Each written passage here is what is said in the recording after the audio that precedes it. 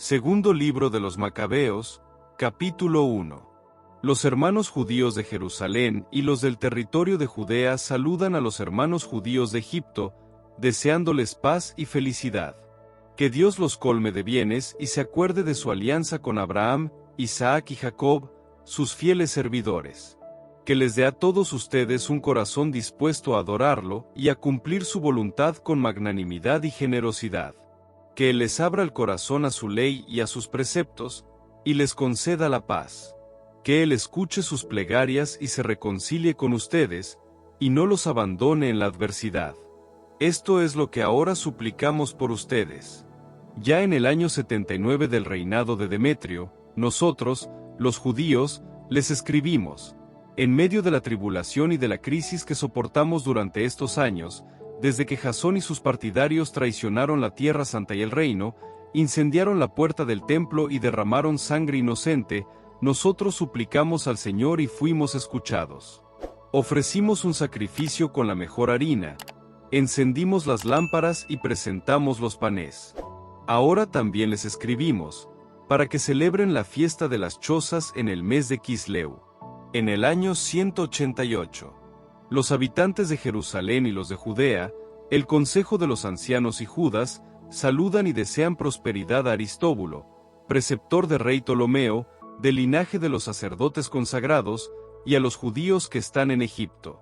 Salvados por Dios de grandes peligros, le damos fervientes gracias por habernos defendido contra el rey. Porque fue Dios quien expulsó a los que combatían contra la ciudad santa. Su jefe, en efecto, al llegar a Persia con un ejército aparentemente invencible, fue descuartizado en el templo de Nanea, gracias a un ardid de los sacerdotes de la diosa. Con el pretexto de desposarse con la diosa, Antíoco se presentó allí con sus amigos, a fin de recibir inmensas riquezas a título de dote. Los sacerdotes del templo de Nanea habían expuesto esas riquezas con motivo de la visita que Antíoco debía hacer al recinto sagrado, acompañado de unas pocas personas. Pero apenas entró Antíoco, cerraron el templo, abrieron la puerta secreta del techo y aplastaron con piedras al rey y a los otros. Luego los descuartizaron, les cortaron la cabeza y las arrojaron a los que estaban afuera. Sea siempre bendito nuestro Dios, que entregó a la muerte a los impíos.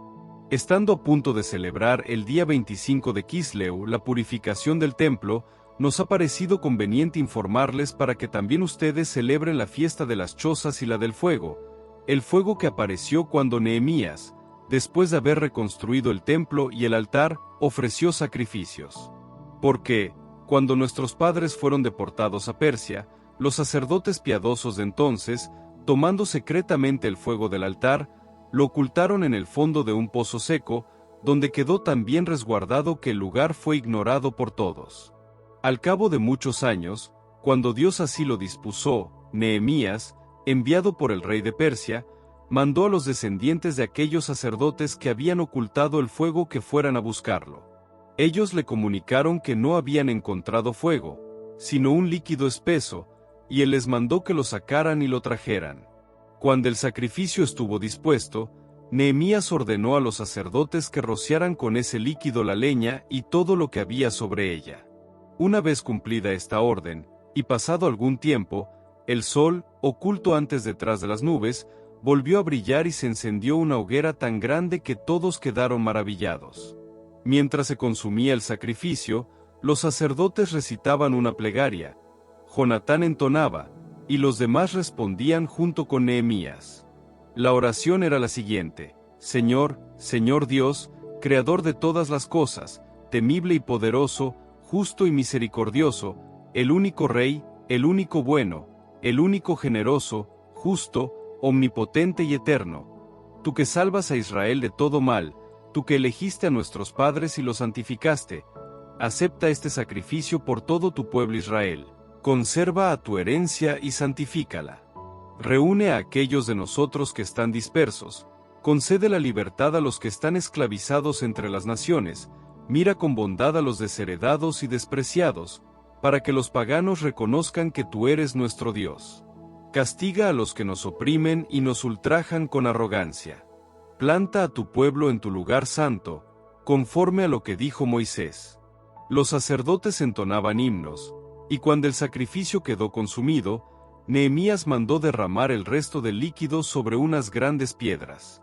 Entonces se encendió una llamarada, que fue absorbida por el resplandor que brillaba en el altar. Cuando se divulgó lo sucedido y se comunicó al rey de los persas que en el sitio donde los sacerdotes deportados habían escondido el fuego, había aparecido un líquido con el que los sacerdotes de Nehemías hicieron arder las víctimas del sacrificio, el rey, después de cerciorarse del asunto, dio orden de cercar el lugar, declarándolo sagrado. El rey sacó de allí grandes ganancias y las repartía a los que quería favorecer.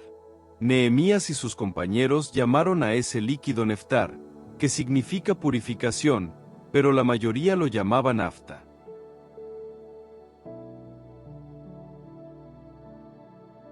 Segundo libro de los Macabeos, capítulo 2. Consta en los archivos que el profeta Jeremías ordenó a los deportados que tomaran fuego, como ya se ha indicado, y que el profeta, después de entregarles la ley, les mandó que no olvidaran los preceptos del Señor, ni se desviaran al ver los ídolos de oro y plata y la pompa que los rodeaba. Entre otras recomendaciones similares, los exhortaba una y otra vez a que no apartaran la ley de sus corazones. Se decía en el escrito como el profeta, advertido por un oráculo, mandó llevar con él la carpa y el arca, y como partió hacia la montaña donde Moisés había subido para contemplar la herencia de Dios. Al llegar, Jeremías encontró una caverna. Allí introdujo la carpa, el arca y el altar del incienso y clausuró la entrada. Algunos de sus acompañantes volvieron para poner señales en el camino, pero no pudieron encontrarlo. Y cuando Jeremías se enteró de esto, los reprendió, diciéndoles: ese lugar quedará ignorado hasta que Dios tenga misericordia de su pueblo y lo reúna. Entonces el Señor pondrá todo de manifiesto, y aparecerá la gloria del Señor y la nube, como apareció en tiempos de Moisés y cuando Salomón oró para que el santuario fuera solemnemente consagrado. Además, se hacía constar que Salomón, lleno del espíritu de sabiduría, ofreció el sacrificio de la dedicación y la terminación del templo. Así como Moisés oró al Señor y bajó fuego del cielo, que devoró las ofrendas del sacrificio, así también cuando oró Salomón, bajó fuego y consumió la víctima. Moisés había dicho: por no haber sido comida, la oblación ofrecida por el pecado ha sido destruida. De la misma manera, Salomón celebró los 8 días de fiesta. Los mismos hechos se narraban en los archivos y en las memorias de Nehemías, donde se relataba, además, cómo éste fundó una biblioteca, en la que reunió los libros que tratan de los reyes, los libros de los profetas y los de David, así como también las cartas de los reyes sobre las ofrendas. Del mismo modo, Judas reunió todos los escritos dispersos a causa de las guerras que hemos padecido, los cuales están ahora en poder nuestro. Si ustedes necesitan alguno de estos escritos, manden a alguien que los venga a buscar. Les escribimos esto, próximos a celebrar la purificación del templo. También ustedes hagan lo posible por celebrar estos días. El Dios que salvó a todo su pueblo y concedió a todos la herencia, el reino, el sacerdocio y la santificación, como lo había prometido por medio de la ley, ese mismo Dios, así le esperamos, tendrá compasión de nosotros y nos reunirá en el santuario, desde todas las partes de la tierra. Porque Él nos ha librado de graves males y ha purificado el lugar santo.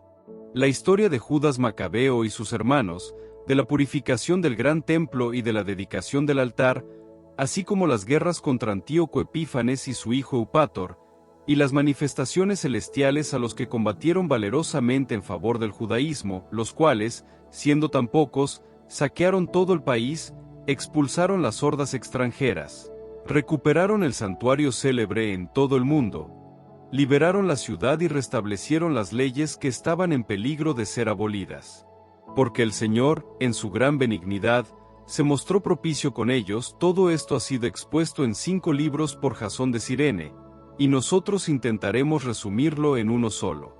En efecto, teniendo en cuenta la enorme cantidad de cifras y la dificultad que encuentran, por la amplitud de la materia, los que desean sumergirse en los relatos de la historia, hemos procurado ofrecer un relato ameno para los aficionados a la lectura, práctico para los que quieren grabar los hechos en su memoria y útil para todos indistintamente.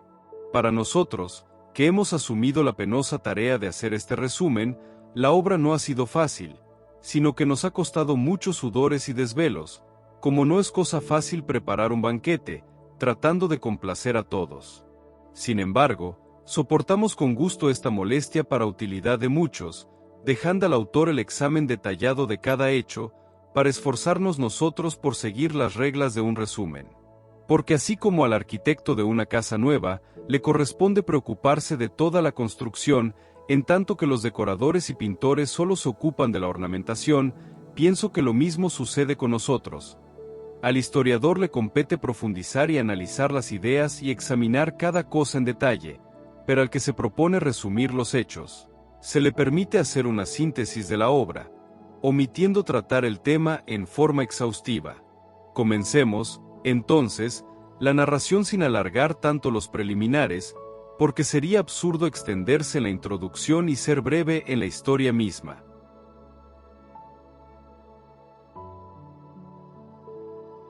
Segundo libro de los Macabeos, capítulo 3. Cuando la ciudad santa se encontraba en completa paz y las leyes se observaban a la perfección, gracias a la piedad y a la rectitud del sumo sacerdote Onías, solía suceder que hasta los mismos reyes honraban el santuario y lo enriquecían con espléndidos regalos, hasta tal punto que Seleuco, rey de Asia, mantenía con sus propios recursos todas las expensas para la celebración de los sacrificios. Pero un tal Simón, de la familia de Bilgá, que había sido designado administrador del templo, tuvo diferencias con el sumo sacerdote en lo relativo al control de los mercados de la ciudad. Como no lograba imponerse a Onías, acudió a Apolonio de Tarso, que era entonces gobernador de Celesiria y de Fenicia, y le comunicó que el tesoro de Jerusalén estaba repleto de incontables riquezas, tanto que la cantidad de dinero era incalculable y muy superior al presupuesto de los sacrificios, y nada impedía que fuera puesto a disposición del rey. En una audiencia con el rey, Apolonio lo puso al tanto de las riquezas que le habían sido denunciadas, y el rey designó a Heliodoro, su encargado de negocios, y lo envió con la orden de incautarse de aquellos tesoros. Heliodoro emprendió inmediatamente el viaje, fingiendo que inspeccionaba las ciudades de Celesiria y Fenicia, aunque su intención era cumplir los planes del rey. Al llegar a Jerusalén, fue recibido amistosamente por el sumo sacerdote de la ciudad, al que informó sobre la denuncia que se había hecho y le manifestó el motivo de su presencia, preguntándole si todo eso era verdad. El sumo sacerdote le explicó que se trataba de unos depósitos pertenecientes a las viudas y a los huérfanos, y que una parte pertenecía a Hircano, hijo de Tobías, que era un personaje de posición muy elevada. Contrariamente a la calumniosa denuncia de Simón, el total ascendía a 400 talentos de plata y 200 de oro. Y no se podía defraudar a los que habían depositado su confianza en la santidad de ese lugar y en la inviolable majestad de aquel templo venerado en todo el mundo. Pero Heliodoro, siguiendo las órdenes del rey, sostenía inflexiblemente que aquellas riquezas debían ser confiscadas en beneficio del tesoro real. En la fecha fijada, Heliodoro procedió a realizar el inventario de los bienes, con gran consternación de toda la ciudad. Los sacerdotes, postrados ante el altar con sus ornamentos sagrados, suplicaban al cielo, que había dictado la ley sobre los bienes en depósito, rogándole que los conservara intactos para quienes los habían depositado. A uno se le partía el alma con solo mirar el rostro del sumo sacerdote, porque su aspecto y su palidez revelaban la angustia de su alma. El miedo y el temblor estremecían todo su cuerpo, descubriendo a quienes lo observaban el sufrimiento de su corazón. Además, algunos salían de sus casas en grupos para hacer rogativas públicas, a causa del inminente ultraje a que se vería expuesto el santuario. Las mujeres, ceñidas de cilicio debajo de los senos, se aglomeraban en las calles. Las más jóvenes, habitualmente recluidas, corrían, unas a las puertas, otras a los muros, y otras, se asomaban por las ventanas. Todas elevaban sus plegarias con los brazos extendidos hacia el cielo. Daba pena ver a la muchedumbre postrada desordenadamente, y al sumo sacerdote lleno de ansiedad y de angustia. Mientras ellos rogaban al Señor Todopoderoso que guardara intactos los bienes depositados, dando plena seguridad a sus dueños, Heliodoro, por su parte, comenzó a ejecutar lo que se había propuesto. Pero cuando ya se encontraba con su escolta junto al tesoro, el soberano de los espíritus y de toda potestad se manifestó tan esplendorosamente que todos los que se habían atrevido a venir con él, heridos por el poder de Dios, quedaron sin fuerzas y acobardados. Porque se les apareció un caballo montado por un temible jinete y ricamente enjaezado, el cual, arrojándose con ímpetu, levantó contra Heliodoro sus cascos delanteros. El jinete aparecía cubierto con una armadura de oro. También se le aparecieron otros 2 jóvenes de extraordinario vigor, resplandecientes por su hermosura y vestidos espléndidamente. Ellos se pusieron uno a cada lado y lo azotaban sin cesar, moliéndolo a golpes. Heliodoro cayó en tierra, envuelto en una densa oscuridad, y enseguida lo recogieron y lo sacaron en una camilla. Así llevaban ahora, incapaz de valerse por sí mismo, al que poco antes había entrado al tesoro, acompañado de numeroso séquito y de toda su escolta. Y todos reconocieron claramente la soberanía de Dios. Mientras él yacía derribado por la fuerza divina, sin habla y sin esperanza de salvación, los judíos bendecían al Señor, que había glorificado su propio lugar. El templo, que poco antes había estado lleno de miedo y consternación, desbordaba ahora de alegría y de júbilo por la manifestación del Señor Todopoderoso. Enseguida, algunos de los acompañantes de Heliodoro rogaron a Onías que invocara al Altísimo a fin de que perdonara la vida al que ya estaba a punto de expirar. El sumo sacerdote, temiendo que el rey sospechara que los judíos habían atentado contra Heliodoro, ofreció un sacrificio por su curación. Mientras el sumo sacerdote ofrecía el sacrificio de expiación, se aparecieron otra vez a Heliodoro los mismos jóvenes, cubiertos con las mismas vestiduras, y puestos de pie, le dijeron: «Da muchas gracias al sumo sacerdote Onías, porque por su intercesión el Señor te concede la vida. Y ahora tú, que has sido castigado por el cielo, anuncia a todos la grandeza del poder de Dios». Dicho esto, desaparecieron. Heliodoro, después de ofrecer un sacrificio al Señor y de orar largamente al que le había concedido la vida, se despidió de Onías y volvió con sus tropas a donde estaba el rey. Y daba testimonio delante de todos de las obras del gran Dios, que él había contemplado con sus propios ojos. Cuando el rey preguntó a Heliodoro a quien convendría enviar otra vez a Jerusalén, él respondió: «Si tienes algún enemigo o alguien que conspira contra el gobierno, envíalo allá y volverá molido a golpes, si es que logra salvar su vida. Porque te aseguro que una fuerza divina rodea aquel lugar. El que tiene su morada en el cielo vela por él y lo protege, y a todos los que se acercan con malas intenciones los castiga con la muerte». Así terminaron los hechos referentes a Heliodoro y a la preservación del tesoro.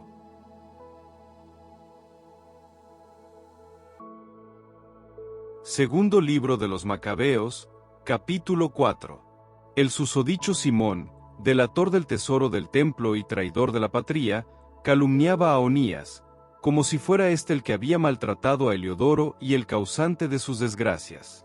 Al bienhechor de la ciudad, al defensor de sus compatriotas, al ferviente cumplidor de las leyes, se atrevía a calificarlo de conspirador contra el Estado. La hostilidad llegó a tal punto que uno de los partidarios de Simón cometió varios asesinatos. Entonces Onías, considerando que aquella rivalidad era peligrosa y que Apolonio, hijo de Menesteo, gobernador de Celesiria y de Fenicia, fomentaba la maldad de Simón, se hizo presentar delante del rey, no para acusar a sus conciudadanos, sino por el bien general de todo su pueblo y de cada uno en particular. Él veía, efectivamente, que sin una intervención real, era imposible lograr la pacificación y contener los desatinos de Simón. Después que murió Seleuco y le sucedió en el trono Antíoco, llamado Epífanes, Jasón, hermano de Onías, usurpó fraudulentamente el sumo sacerdocio, prometiendo al rey en una entrevista 360 talentos de plata y 80 de otras rentas.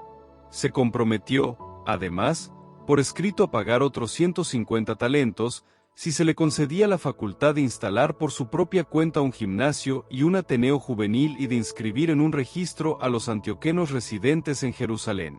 Con el asentimiento del rey y teniendo los poderes en su mano, comenzó rápidamente a introducir entre sus compatriotas el estilo de vida de los griegos. Suprimió los humanitarios privilegios que los reyes habían concedido a los judíos, por intermedio de Juan, padre de Eupólemo, el mismo Eupólemo que fue enviado como embajador para hacer una alianza de amistad con los romanos, derogó las instituciones legales e introdujo nuevas costumbres contrarias a la ley. Así se dio el gusto de fundar un gimnasio al pie mismo de la Acrópolis e indujo a lo mejor de la juventud a los ejercicios atléticos. Era tal el auge del helenismo y el avance de la moda extranjera, debido a la enorme perversidad de Jasón, el cual tenía más de impío que de sumo sacerdote, que ya los sacerdotes no tenían ningún celo por el servicio del altar, sino que despreciaban el templo. Apenas se daba la señal de lanzar el disco, dejaban de lado los sacrificios y se apresuraban a participar en los ejercicios de la palestra, que eran contrarios a la ley. Sin mostrar ningún aprecio por los valores nacionales, juzgaban las glorias de los griegos como las mejores. Pero esto mismo los puso en grave aprieto, porque después tuvieron como enemigos y opresores a aquellos mismos cuya conducta emulaban y a los cuales querían imitar en todo. Porque no se violan en vano las leyes divinas. Así lo va a demostrar la etapa siguiente. Cuando se celebraron en Tiro los Juegos Quinquenales con la asistencia del rey, el infame Jasón envió como representantes de Jerusalén a algunos antioquenos, en calidad de observadores, con un presente de 300 dracmas de oro para el sacrificio de Hércules. Pero ellos consideraron que era inconveniente emplearlas para el sacrificio y que debían aplicarlas a otra clase de gastos. De esta manera, el dinero asignado por el donante al sacrificio de Hércules fue destinado, por voluntad de los portadores, a la construcción de trirremes. Apolonio, hijo de Menesteo, fue enviado a Egipto con motivo de la entronización del rey Filométor. Cuando Antíoco supo que aquél se había convertido en su adversario político, se preocupó por su propia seguridad. Por eso, al pasar por Jope, se desvió hacia Jerusalén. Allí fue solemnemente recibido por Jasón y por la ciudad, e hizo su entrada en medio de antorchas y aclamaciones. Después de esto, fue a acampar con sus tropas a Fenicia. 3 años más tarde, Jasón envió a Menelao, hermano del ya mencionado Simón, para llevar el dinero al rey y también para gestionar algunos asuntos importantes. Pero Menelao, una vez presentado ante el rey, lo impresionó con su aire majestuoso y logró hacerse investir del sumo sacerdocio, ofreciéndole 300 talentos de plata más que Jasón.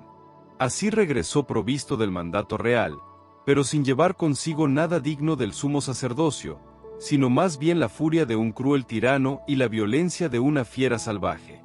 De esta manera Jasón, que había suplantado a su propio hermano, fue suplantado a su vez por otro, y se vio forzado a huir a la región de Amán.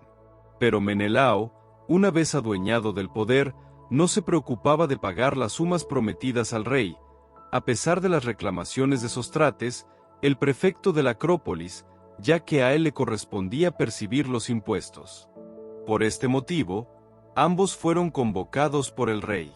Menelao dejó como sustituto en el sumo sacerdocio a su hermano Lisímaco, y Sostrates dejó a Cratz, jefe de los chipriotas. Mientras tanto, se sublevaron los habitantes de Tarso y de Malos, porque sus ciudades habían sido regaladas a Antioquida, la concubina del rey. El rey partió apresuradamente para poner las cosas en orden, dejando en su lugar a Andrónico, uno de los grandes dignatarios. Menelao, pensando que se le había presentado una ocasión favorable, se apropió de unos objetos de oro del templo y se los regaló a Andrónico, y también vendió otros en Tiro y en las ciudades vecinas. Cuando Onías tuvo la evidencia de lo sucedido, se lo reprochó, después de haberse retirado a Dafne, ciudad que estaba cerca de Antioquía y gozaba de inmunidad. Por eso Menelao, en conversaciones secretas con Andrónico, lo instigaba a matar a Onías.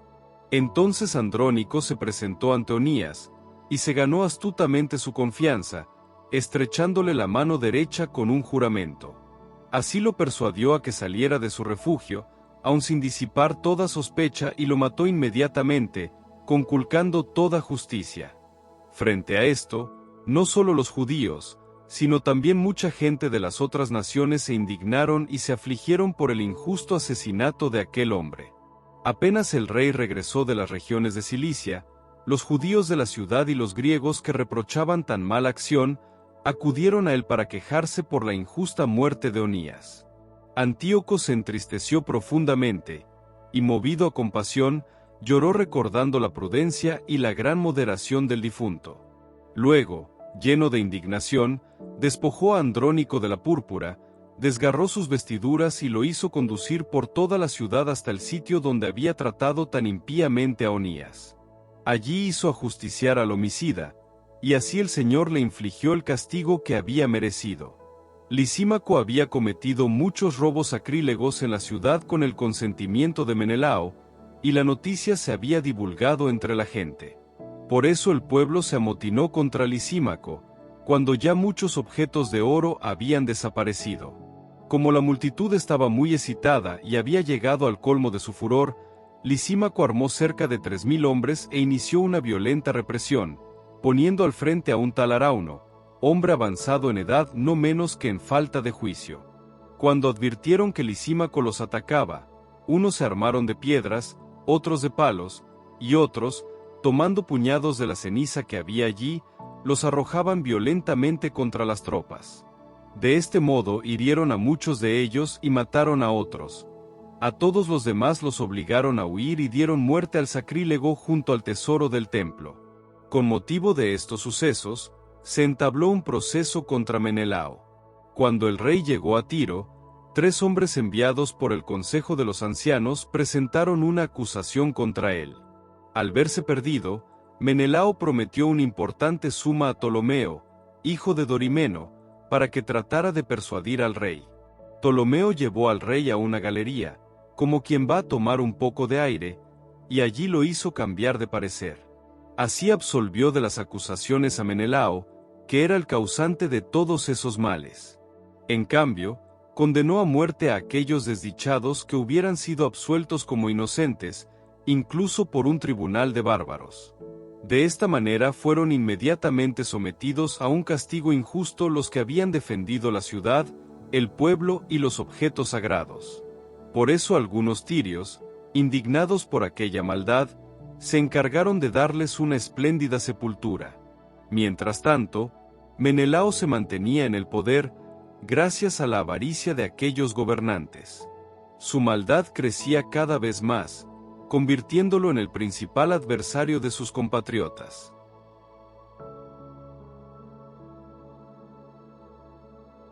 Segundo libro de los Macabeos, capítulo 5. Alrededor de ese tiempo, Antíoco preparaba su segunda expedición contra Egipto.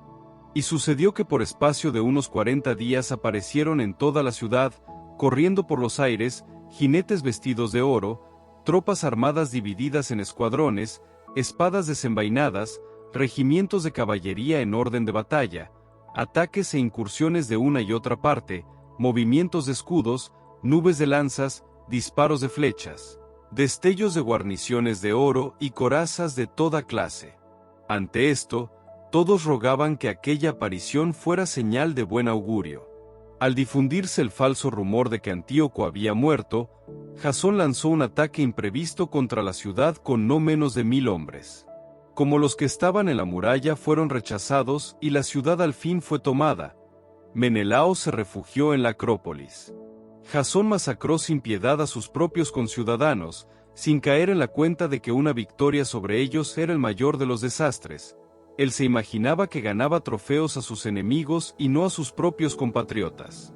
Sin embargo, no logró adueñarse del poder y finalmente, sin haber conseguido otra cosa que su propio fracaso, tuvo que huir de nuevo al país de Amán. Su conducta perversa tuvo un final desastroso. Acusado ante Aretas, soberano de los árabes, huyó de ciudad en ciudad, perseguido por todos, aborrecido como transgresor de las leyes y abominado como verdugo de su patria y de sus conciudadanos, fue a parar a Egipto. El que había desterrado a muchos de su patria murió en el destierro, mientras se dirigía a Lacedemonia con la esperanza de encontrar un refugio, apelando a su origen común. El que había dejado a muchos sin sepultura, no tuvo quien lo llorara. Nadie le tributó honras fúnebres y no encontró sitio en el sepulcro de sus antepasados. Cuando el rey se enteró de lo ocurrido, llegó a la conclusión de que Judea tramaba su independencia. Entonces, volvió de Egipto, enfurecido como una fiera, tomó la ciudad por las armas, y mandó a los soldados que hirieran sin compasión a todos los que cayeran en sus manos y degollaran a los que intentaran refugiarse en las casas.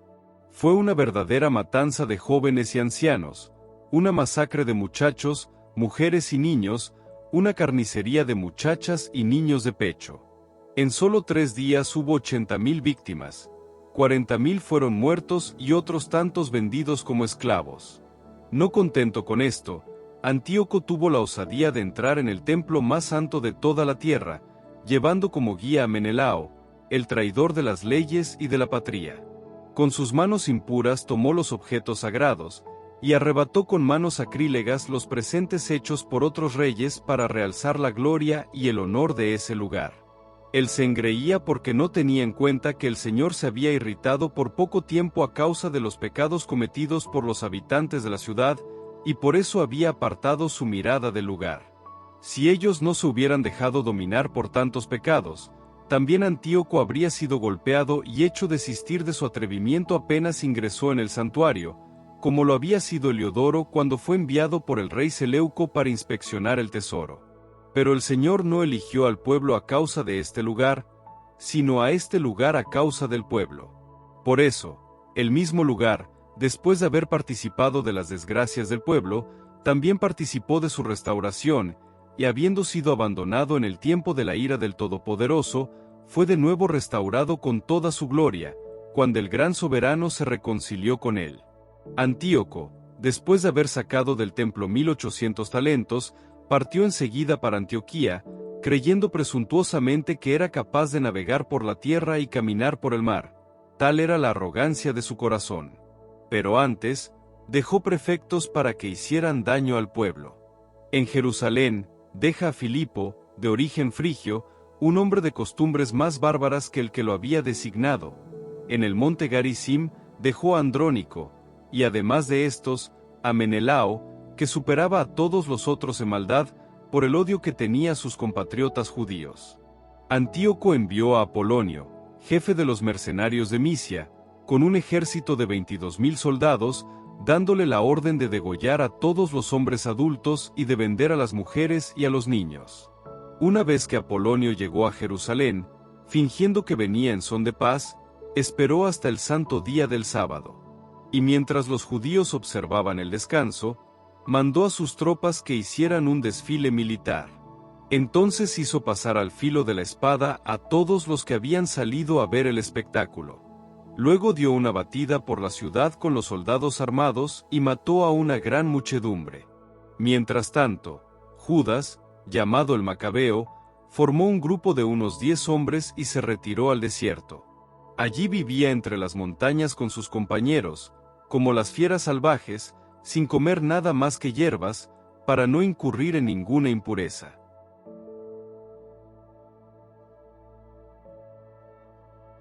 Segundo libro de los Macabeos, capítulo 6.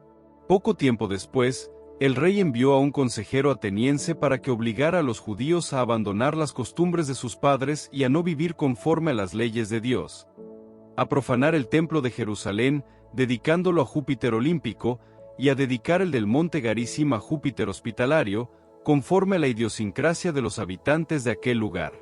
Este recrudecimiento del mal se hacía penoso e insoportable para todos. El templo se llenó del desenfreno y las orgías de los paganos, que se divertían con prostitutas y tenían relaciones con mujeres en los atrios sagrados, e incluso introducían allí objetos prohibidos. El altar estaba repleto de ofrendas ilegítimas, proscritas por la ley. No se podía observar el sábado, ni celebrar las fiestas de nuestros padres, y ni siquiera declararse judío. Por el contrario, todos se veían penosamente forzados a participar del banquete ritual con que se conmemoraba cada mes el nacimiento del rey, y cuando llegaban las fiestas dionisíacas, se los obligaba a seguir el cortejo de Dionisos, coronados de guirnaldas. Por instigación de Ptolomeo, se publicó un decreto dirigido a las ciudades griegas de los alrededores, obligándolas a que procedieran de la misma manera contra los judíos y los hicieran participar en los banquetes rituales. Además, se ordenaba degollar a los que rehusaran adoptar las costumbres griegas. Todo esto hacía prever la inminente calamidad. 2 mujeres fueron delatadas por haber circuncidado a sus hijos, y después de hacerlas pasear públicamente por la ciudad con sus niños colgados del pecho, las precipitaron desde lo alto de la muralla. Otros, que se habían reunido en las cavernas cercanas para celebrar ocultamente el día sábado, fueron denunciados a Filipo y quemados todos juntos, ya que no se habían atrevido a defenderse por respeto a la santidad de aquel día. Ruego a los lectores de este libro que no se dejen impresionar por estas calamidades. Piensen más bien que estos castigos no han sucedido para la ruina, sino para la educación de nuestro pueblo. Porque es una señal de gran benevolencia no tolerar por mucho tiempo a los impíos, sino infligirles rápidamente un castigo. Antes de castigar a las otras naciones, el soberano espera pacientemente que colmen la medida de sus pecados, pero con nosotros ha decidido obrar de otra manera, para no tener que castigarnos más tarde, cuando nuestros pecados hayan llegado al colmo. Por eso nunca retira de nosotros su misericordia, y aunque corrige a su pueblo por medio de la adversidad, no lo abandona. Que esto sirva solamente para recordar ciertas verdades, y después de estas consideraciones, prosigamos la narración. Eleazar, uno de los principales maestros de la ley, de edad muy avanzada y de noble aspecto, fue forzado a abrir la boca para comer carne de cerdo. Pero él, prefiriendo una muerte honrosa a una vida infame, marchó voluntariamente al suplicio, después de haber escupido la carne, como deben hacerlo los que tienen el valor de rechazar lo que no está permitido comer, ni siquiera por amor a la vida. Los que presidían este banquete ritual contrario a la ley, como lo conocían desde hacía mucho tiempo, lo llevaron aparte y le rogaron que hiciera traer carne preparada expresamente para él y que le estuviera permitido comer. Asimismo le dijeron que fingiera comer la carne del sacrificio, conforme a la orden del rey. Obrando de esa manera, se libraría de la muerte y sería tratado humanitariamente por su antigua amistad con ellos.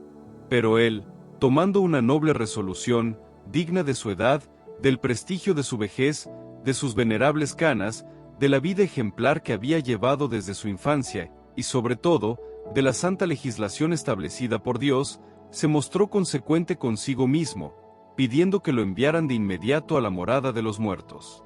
A nuestra edad, decía, no está bien fingir. De lo contrario, muchos jóvenes creerán que Eleazar, a los 90 años, se ha pasado a las costumbres paganas. Entonces también ellos, a causa de mi simulación y de mi apego a lo poco que me resta de vida, se desviarán por culpa mía, y yo atraeré sobre mi vejez la infamia y el deshonor. Porque, aunque ahora me librara del castigo de los hombres, no podría escapar, ni vivo ni muerto, de las manos del Todopoderoso. Por eso, me mostraré digno de mi vejez entregando mi vida valientemente. Así dejaré a los jóvenes un noble ejemplo, al morir con entusiasmo y generosidad por las venerables y santas leyes. Dicho esto, se encaminó resueltamente al suplicio. Al oír estas palabras, que consideraban una verdadera locura, los que lo conducían cambiaron en crueldad la benevolencia que antes le habían demostrado. Pero él, a punto ya de morir bajo los golpes, dijo entre gemidos: el Señor, que posee el santo conocimiento, sabe muy bien que, pudiendo librarme de la muerte, soporto crueles dolores en mi cuerpo azotado, pero mi alma los padece gustosamente por temor a él. De este modo, Eleazar deja al morir, no solo a los jóvenes, sino a la nación entera, su propia muerte como ejemplo de generosidad y como recuerdo de virtud.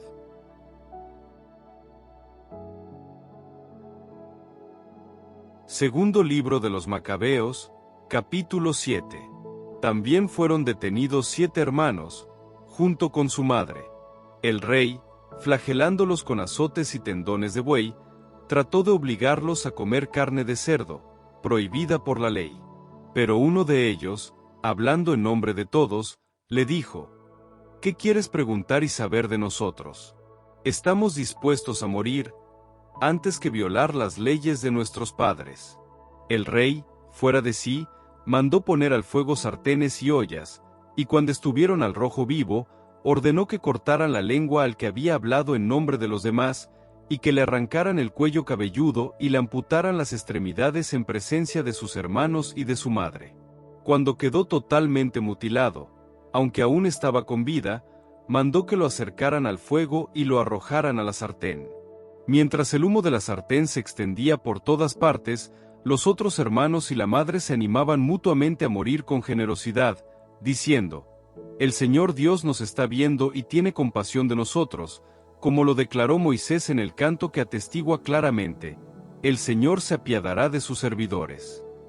Una vez que el primero murió de esta manera, llevaron al suplicio al segundo. Después de arrancarle el cuero cabelludo, le preguntaron: ¿Vas a comer carne de cerdo, antes que sean torturados todos los miembros de tu cuerpo? Pero él, respondiendo en su lengua materna, exclamó: No. Por eso, también él sufrió la misma tortura que el primero. Y cuando estaba por dar el último suspiro, dijo: Tú, malvado, nos privas de la vida presente, pero el Rey del universo nos resucitará a una vida eterna, ya que nosotros morimos por sus leyes. Después de este, fue castigado el tercero. Apenas se lo pidieron, presentó su lengua, extendió decididamente sus manos y dijo con valentía: Yo he recibido estos miembros como un don del cielo, pero ahora los desprecio por amor a sus leyes y espero recibirlos nuevamente de él. El rey y sus acompañantes estaban sorprendidos del valor de aquel joven, que no hacía ningún caso de sus sufrimientos. Una vez que murió éste, sometieron al cuarto a la misma tortura y a los mismos suplicios. Y cuando ya estaba próximo a su fin, habló así: Es preferible morir a manos de los hombres, con la esperanza puesta en Dios de ser resucitados por él. Tú, en cambio, no resucitarás para la vida. Enseguida trajeron al quinto y comenzaron a torturarlo.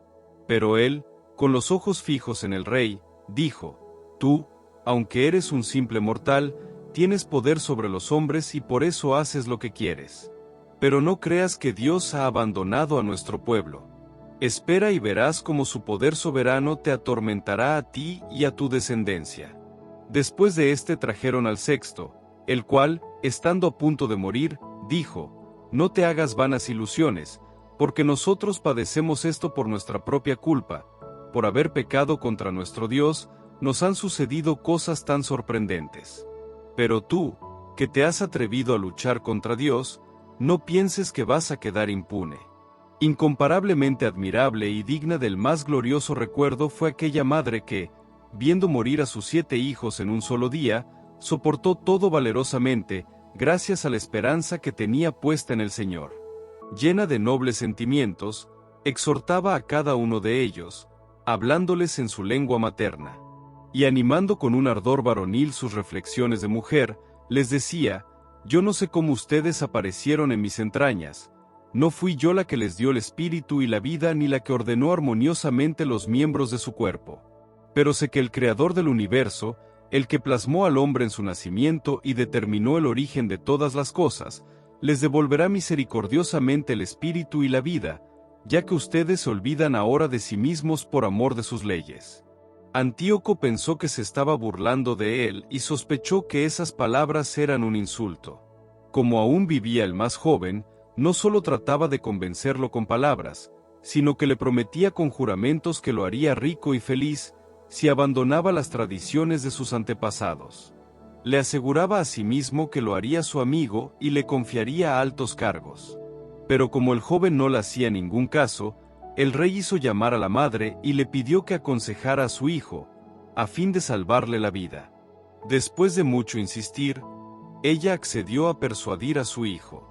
Entonces, acercándose a él y burlándose del cruel tirano, le dijo en su lengua materna: Hijo mío, ten compasión de mí, que te llevé 9 meses en mis entrañas, te amamanté durante 3 años y te crié y eduqué dándote el alimento, hasta la edad que ahora tienes.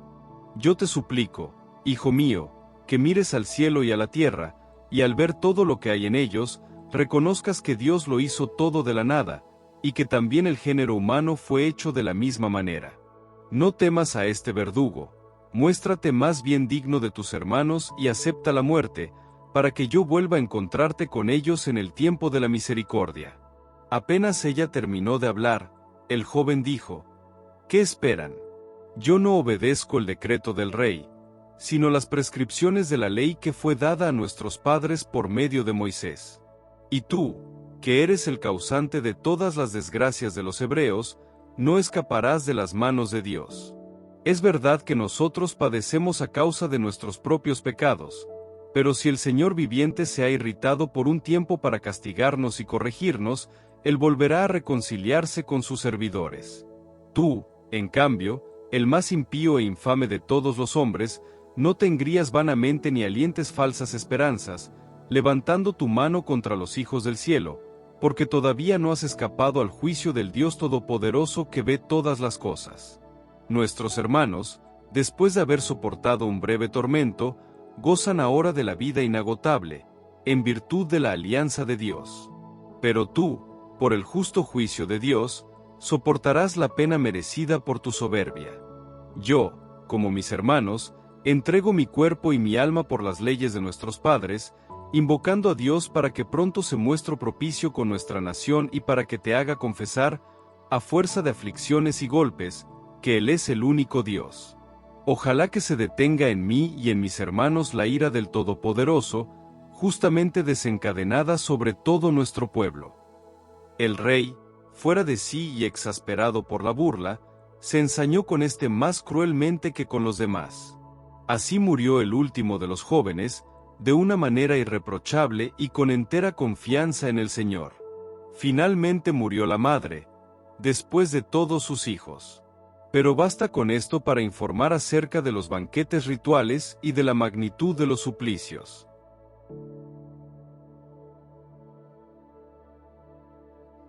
Segundo libro de los Macabeos, capítulo 8. Mientras tanto, Judas Macabeo y sus compañeros entraban clandestinamente en los pueblos, convocaban a sus familiares y atrayendo a los que se mantenían fieles al judaísmo, lograron reunir 6,000 hombres. Ellos suplicaban al Señor que se dignara mirar a aquel pueblo pisoteado por todos, y se compadeciera del templo profanado por los impíos. Le rogaban que se apiadara de la ciudad, devastada y a punto de ser arrasada, y escuchara la voz de la sangre que clamaba hacia él, que se acordara de la inicua masacre de los niños inocentes y se vengara de las blasfemias proferidas contra su nombre. Una vez que se puso al frente de sus tropas, el Macabeo resultó invencible ante los paganos, porque la ira del Señor se había convertido en misericordia. Atacando por sorpresa, incendiaba ciudades y poblados, ocupaba posiciones estratégicas y derrotaba a numerosos enemigos. Aprovechaba sobre todo la noche como aliada para tales incursiones, y por todas partes se extendía la fama de su valor. Al ver Filipo que Judas progresaba cada vez más y sus victorias eran cada día más frecuentes, escribió a Ptolomeo, gobernador de Celesiria y Fenicia, para que prestara apoyo a la causa del rey. Este designó inmediatamente Nicanor, hijo de Patroclo, uno de sus principales amigos, y lo envió al frente de no menos de 20,000 hombres de todas las naciones para acabar con toda la población de Judea. A su lado puso a Gorgias, general experimentado en la estrategia militar. Nicanor calculaba que, con la venta de los judíos prisioneros, podría pagar el tributo del rey a los romanos, que ascendía a 2,000 talentos. Por eso envió enseguida un aviso a las ciudades de la costa, invitando a comprar esclavos judíos y prometiendo entregar 90 esclavos por talento, sin imaginarse el castigo que pronto le infligiría el Todopoderoso. El anuncio de la expedición de Nicanor llegó a oídos de Judas. Cuando éste comunicó a sus acompañantes que se acercaba al ejército enemigo, los cobardes y los que desconfiaban de la justicia de Dios se dispersaron y buscaron refugio en otra parte. Otros vendían todo lo que les quedaba, y al mismo tiempo suplicaban al Señor que librara a los que el impío Nicanor ya tenía vendidos antes que comenzara la lucha.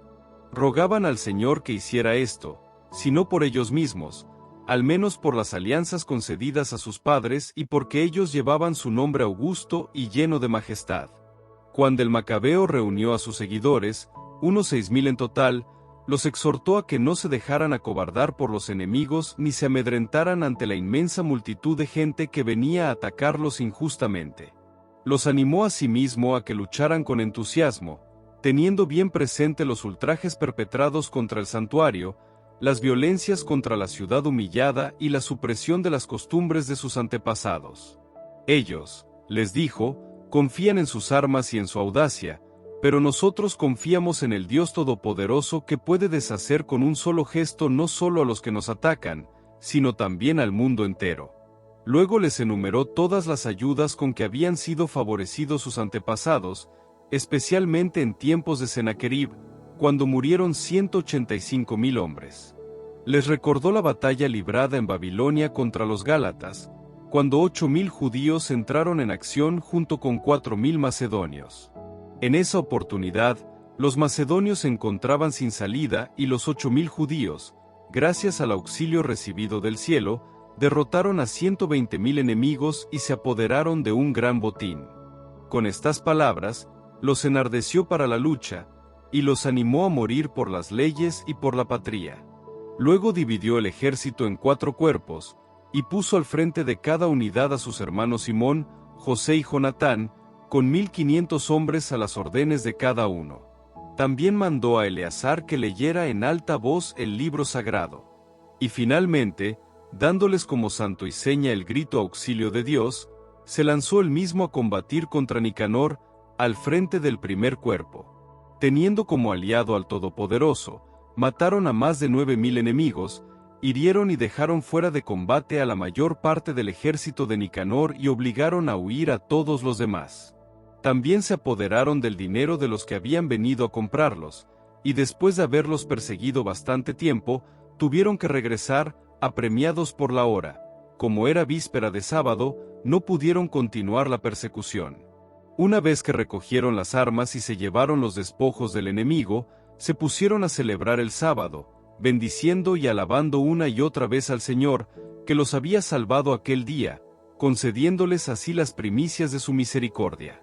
Pasado el sábado, distribuyeron parte del botín entre los damnificados, las viudas y los huérfanos, y se repartieron el resto entre ellos y sus hijos.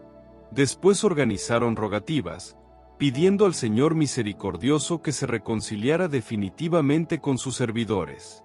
En un combate contra las tropas de Timoteo y de Báquides, les causaron más de 20.000 bajas y enseguida se apoderaron de fortalezas muy importantes. Luego distribuyeron un cuantioso botín por partes iguales, entre ellos, los damnificados, los huérfanos, las viudas y también los ancianos. Recogieron cuidadosamente las armas de los enemigos y las depositaron en lugares estratégicos, llevando a Jerusalén el resto del botín. También mataron al jefe de la escolta de Timoteo, un hombre muy impío que había hecho mucho daño a los judíos. Mientras celebraban la victoria en su patria, quemaron a los que habían incendiado las puertas sagradas, incluido Calístenes, que se había refugiado en una choza. Así él recibió el castigo merecido por su impiedad. En cuanto al perversísimo Nicanor, que había traído miles de mercaderes para la venta de los judíos, quedó humillado con el auxilio del Señor por los mismos que él despreciaba como los más viles. Despojado de sus lujosas vestiduras, solo y errante por los campos como un fugitivo, llegó a Antioquía con mucha más suerte que su ejército, que había sido destruido.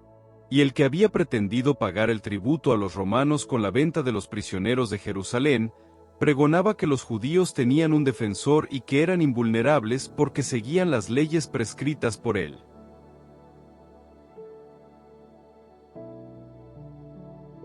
Segundo libro de los Macabeos, capítulo 9. Por ese tiempo, Antíoco tuvo que retirarse precipitadamente de las regiones de Persia. En efecto, después de haber entrado en la ciudad llamada Persépólis, intentó saquear el templo y apoderarse de la ciudad. Pero el pueblo se amotinó y se defendió con las armas. Antíoco, derrotado por la gente del país, tuvo que emprender una vergonzosa retirada. Cuando estaba en Ecbátana, recibió la noticia de lo que le había sucedido a Nicanor y a las tropas de Timoteo. Enfurecido a causa de esto, pensaba desquitarse con los judíos de la afrenta que le habían inferido los que le obligaron a emprender la retirada. Entonces ordenó al auriga que condujera el carro sin parar hasta el fin del trayecto. Pero, en realidad, ya era inminente el juicio del cielo porque le había dicho lleno de arrogancia: al llegar allí, haré de Jerusalén un cementerio de judíos. El Señor, que todo lo ve, el Dios de Israel, lo castigó con un mal incurable e invisible. Apenas pronunciadas estas palabras, sintió un intenso dolor intestinal con agudos retorcijones internos. Todo esto era muy justo, porque él había atormentado las entrañas de los demás con tantos y tan refinados suplicios. A pesar de esto, no cedía en lo más mínimo su arrogancia. Por el contrario, siempre lleno de soberbia, y exhalando contra los judíos el fuego de su furor, mandaba acelerar la marcha. Pero mientras avanzaba velozmente, se cayó del carro y todos los miembros de su cuerpo quedaron lesionados por la violencia de la caída. Aquel que poco antes, llevado de una jactancia sobrehumana, creía dictar órdenes a las olas del mar y pensaba pesar en la balanza las cimas de los montes, era llevado en camilla, después de haber caído en tierra. Así ponía de manifiesto a los ojos de todos el poder de Dios. Su estado era tal que del cuerpo del impío brotaban los gusanos. Estando vivo aún, la carne se le caía a pedazos, en medio de dolores y sufrimientos, y el ejército apenas podía soportar el hedor que emanaba de él. A causa de ese olor insoportable, nadie podía llevar ahora al que poco antes se creía capaz de tocar los astros del cielo. Solo entonces, en aquel estado de postración, comenzó a ceder en su desmedida soberbia y a entrar en razón, por los dolores que se hacían cada vez más intensos a causa del castigo divino. Como ni él mismo podía soportar su propio hedor, exclamó: «Es justo someterse a Dios y no creerse igual a Él, siendo un simple mortal». Aquel malvado rogaba al soberano, de quien ya no alcanzaría misericordia, prometiendo que declararía libre a la ciudad santa, a la que antes se había dirigido rápidamente para arrasarla y convertirla en un cementerio, que equipararía con los atenienses a todos aquellos judíos que había considerado dignos, no de una sepultura, sino de ser arrojados, junto con sus hijos, como pasto de las fieras y de las aves de rapiña, que adornaría con los más hermosos presentes el templo santo que antes había saqueado, que devolvería con creces los objetos sagrados y que proveería con sus propios ingresos los fondos necesarios para los sacrificios, y finalmente, que se haría judío y recorrería todos los lugares habitados, proclamando el poder de Dios. Como sus dolores no se calmaban de ninguna forma, porque el justo juicio de Dios se había abatido sobre él, y desesperando de su salud, escribió a los judíos, en tono de súplica, la carta que se transcribe a continuación: Antíoco, rey y general, saluda a los judíos, ciudadanos respetables, deseándoles felicidad, salud y prosperidad. Si ustedes y sus hijos se encuentran bien y sus asuntos marchan conforme a sus deseos, damos inmensas gracias por eso. En cuanto a mí, que estoy postrado sin fuerzas en mi lecho, conservo un afectuoso recuerdo de ustedes y de sus buenos sentimientos. Cuando regresaba de las regiones de Persia, contraje una penosa enfermedad, y he creído conveniente preocuparme por la seguridad de todos. No es que desespere de mi salud. Al contrario, tengo mucha confianza de que podré recuperarme de mi enfermedad. Sin embargo, he tenido en cuenta que cuando mi padre emprendió una campaña a las regiones de la meseta, designó a su futuro sucesor. Así, si sucedía algo imprevisto o llegaba una noticia desagradable, los habitantes de las provincias no se perturbarían, sabiendo de antemano a quien quedaba confiado el gobierno. He tenido en cuenta, además, que los soberanos de los países vecinos a mi reino están al acecho, esperando cualquier ocasión favorable. Por eso, he decidido designar rey a mi hijo Antíoco, a quien muchas veces, durante mis campañas a las provincias de la meseta, ya he presentado y recomendado a la mayor parte de ustedes. también a él le he escrito la carta que aquí se adjunta.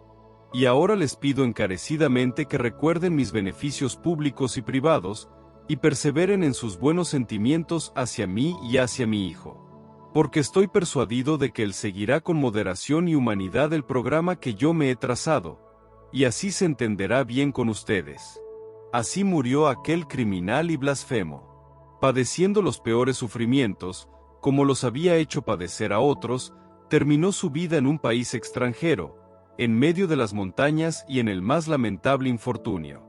Filipo, su compañero de infancia, conducía el cadáver, pero no fiándose del hijo de Antíoco, se dirigió a Egipto, donde reinaba Ptolomeo Filométor.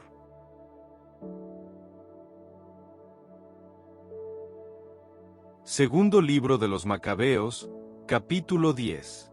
Macabeo y sus partidarios, guiados por el Señor, recuperaron el templo y la ciudad, derribaron los altares erigidos por los extranjeros en la vía pública y también los recintos sagrados. Una vez purificado el templo, construyeron otro altar.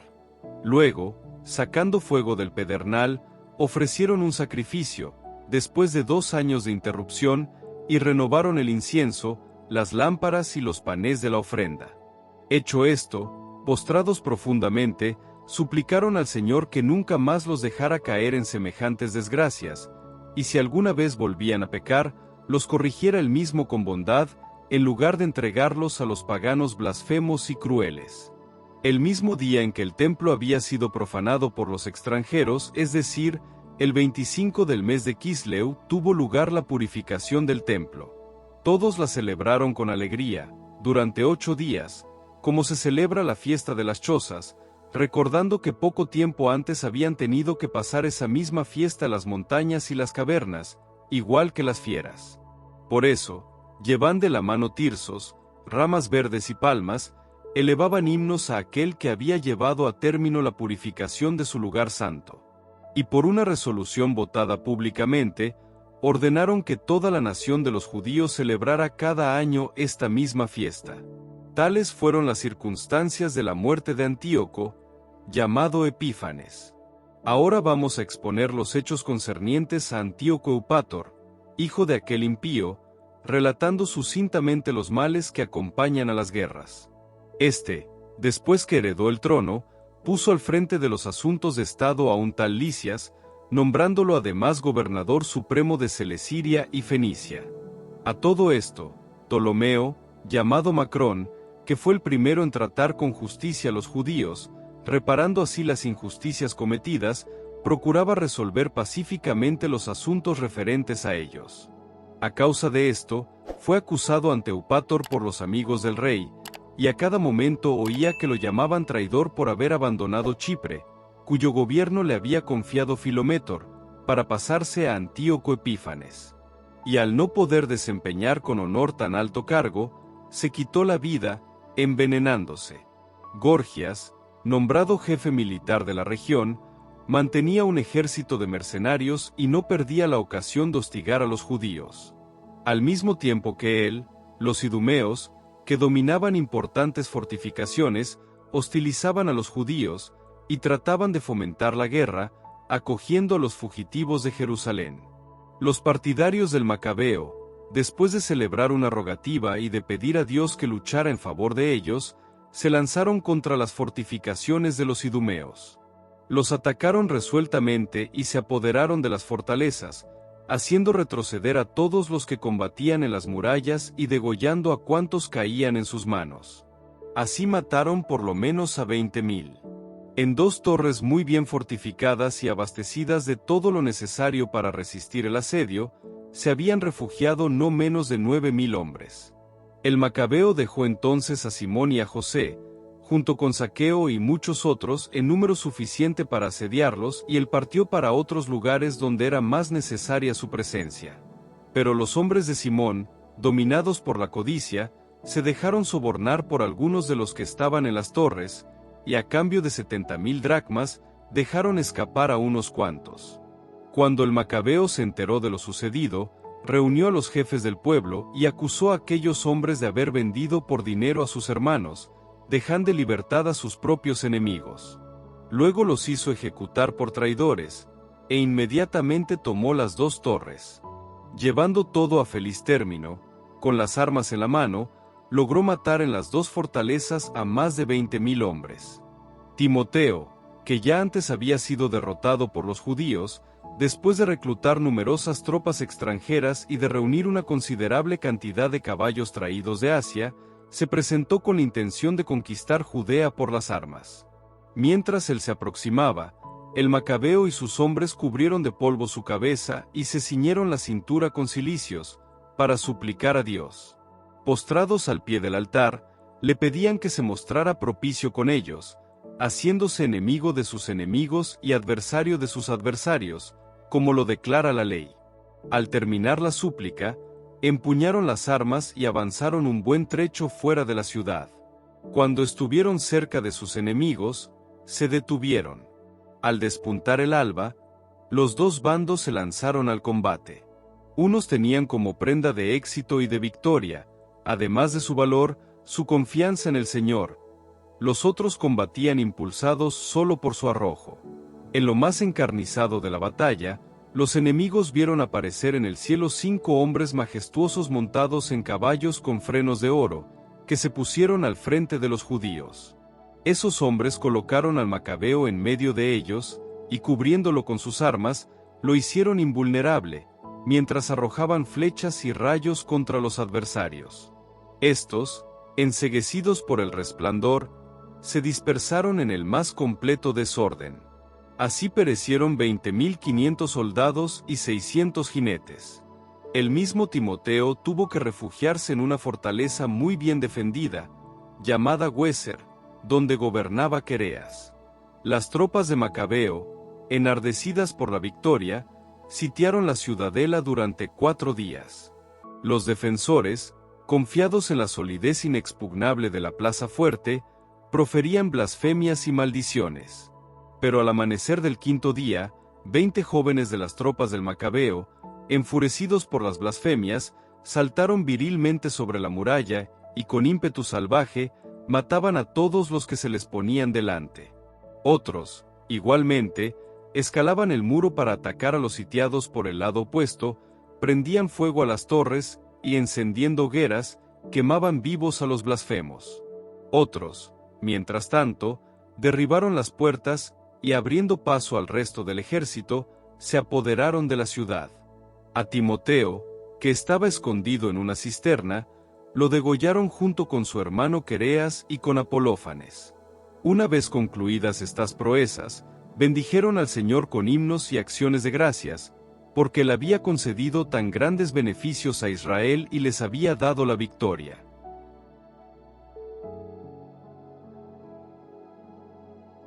Segundo libro de los Macabeos, capítulo 11. Muy poco tiempo después, Lisias, tutor y familiar del rey, que estaba al frente de los asuntos de Estado, reunió unos 80.000 hombres y toda la caballería, y marchó contra los judíos. Tenía la intención de convertir la ciudad en un lugar de residencia para los griegos, de hacer del santuario una fuente de recursos, como los otros santuarios de los paganos, y de poner en venta cada año el cargo de sumo sacerdote. Él no tenía en cuenta para nada el poder de Dios, porque estaba engreído con sus regimientos de infantería, sus millares de jinetes y sus 80 elefantes. Una vez que penetró en Judea, se acercó a Betsur, una plaza fuerte que distaba unos 28 kilómetros de Jerusalén, y la sitió. Cuando los partidarios del Macabeo supieron que Lisias había sitiado la fortaleza, comenzaron a suplicar al Señor con gemidos y lágrimas, unidos a la multitud, pidiéndole que enviara un ángel protector para salvar a Israel. El propio Macabeo, que fue el primero en empuñar las armas, exhortó a los demás a afrontar el peligro junto con él, a fin de salvar a sus hermanos. Todos se lanzaron al combate con gran entusiasmo, y cuando todavía estaban cerca de Jerusalén, apareció al frente de ellos un jinete con vestiduras blancas y esgrimiendo armas de oro. Todos bendijeron unánimemente al Dios misericordioso, y se enardecieron de tal manera, que estaban dispuestos a acometer, no solo contra los hombres, sino también contra las bestias más feroces y aún contra murallas de hierro. Así avanzaron en orden de batalla, protegidos por su aliado celestial, porque el Señor se había compadecido de ellos. Y lanzándose como leones contra los enemigos, derribaron a 11,000 soldados y a 1,600 jinetes, y a todos los demás los obligaron a huir. La mayoría de estos escaparon heridos y sin armas, y el mismo Lisias se salvó huyendo vergonzosamente. Como Lisias no era ningún insensato, reflexionó sobre la derrota que acababa de sufrir, y reconoció que los hebreos eran invencibles porque el Dios poderoso combatía con ellos. Entonces les envió una embajada para proponerles una reconciliación en condiciones razonables, prometiéndoles que induciría al rey a hacerse amigo de ellos. El macabeo, no teniendo otra preocupación que el bien público, accedió a todas las propuestas de Lisias, y el rey concedió todo lo que el macabeo había pedido por escrito a Lisias en favor de los judíos. La carta escrita por Lisias a los judíos decía lo siguiente: Lisias saluda a la comunidad de los judíos. Juan y Absalón, los legados de ustedes, al entregarme por escrito sus peticiones, me han pedido una respuesta favorable respecto de lo allí consignado. Ya he comunicado al rey todo lo que era necesario notificarle, y él ha otorgado todo lo que le pareció admisible. Por lo tanto, si mantienen su buena disposición respecto del Estado, yo procuraré favorecerlos en adelante. En cuanto a las cuestiones de detalle, he dado instrucciones a sus enviados y a los míos, para que las discutan con ustedes. Que les vaya bien. Año 148, el 24 del mes de Dioscoro. La carta del rey estaba concebida en estos términos: el rey Antíoco saluda a su hermano Lisias. Habiendo pasado nuestro padre a la compañía de los dioses, deseamos que los súbditos de nuestro reino puedan dedicarse sin temor al cuidado de sus propios intereses. Y como hemos sabido que los judíos no quieren adoptar las costumbres helénicas promovidas por nuestro padre, sino que prefieren seguir sus propias costumbres y piden que se les permita vivir conforme a sus leyes, deseosos de que también esta nación esté tranquila, decretamos que su santuario sea restituido a su primitivo estado y que ellos se gobiernen de acuerdo con las costumbres de sus antepasados.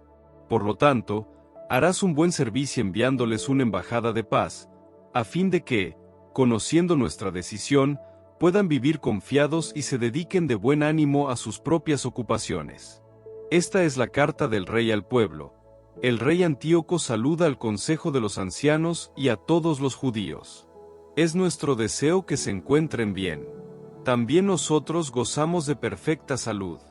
Menelao nos ha hecho saber el deseo que ustedes tienen de volver a sus propios hogares. A todos los que se pongan en camino antes del 30 del mes de Sántico, se les asegura la impunidad. Los judíos podrán gobernarse según sus leyes, como lo hacían antes, especialmente en lo que se refiere a los alimentos, y ninguno de ellos será molestado para nada a causa de las faltas cometidas por ignorancia. Les envío además a Menelao para que les infunda confianza. Que les vaya bien. Año 148, el 15 del mes de Sántico. También los romanos enviaron a los judíos la siguiente carta: Quinto Memio y Tito Manio, legados de los romanos, saludan al pueblo de los judíos. Damos nuestro consentimiento a todo lo que les ha concedido Lisias, familiar del rey. Pero en lo que respecta a lo que él consideró que debía someter al juicio del rey, envíenos urgentemente a alguien con instrucciones detalladas sobre el particular, para que las expongamos como les conviene a ustedes, ya que vamos a ir a Antioquía. Mándenos a algunos lo antes posible, a fin de que también nosotros conozcamos el punto de vista de ustedes. Salud. Año 148, el 15 del mes de Sántico.